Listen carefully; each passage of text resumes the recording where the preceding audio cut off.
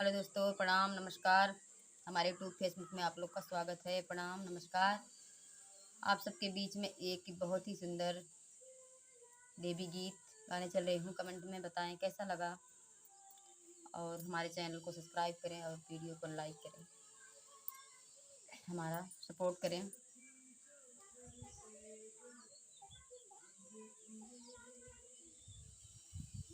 अपने मन के तुलल सा पुराइली हलू माई, अपने तुमन के लल सा पुराई दिहलू माई, दुनिया में सब के दिखाई दिहलू माई, दुनिया में सब के दिखाई दिहलू माई।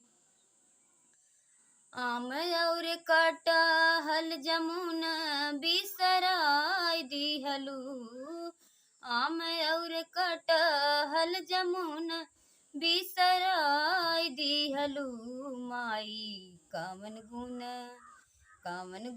निमिया में पैलू सवरिया सजाई लिहलू माई, कामन गुण निमिया में पैलू सवरिया सजाई लिहलू माई, अपने मन के तुलल सा पुराई लिहलू माई, अपने मन के तुलल सा पुराई दिहलू माई, दुनिया में सबके दिखाई दिहलू माई, दुनिया में सबके दिखाई दिहलू माई।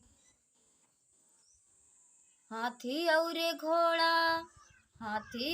घोड़ा बिसराई दिहलू, हाथी घोड़ा शेर बिसराई दिहलू माई, कामन गुण बघवा में पैलू सवरिया बनाई लिहलू माई, कामन गुण शेरवा में पैलू सवरिया सजाई लिहलू माई, अपने मन के तुलल सा पुराई लिहलू माई, अपने मन के तुलल सा पुराई लिहलू माई, दुनिया में सबके दिखाई दिहलू माई, दुनिया में सबके दिखाई दिहलू माई। पंडित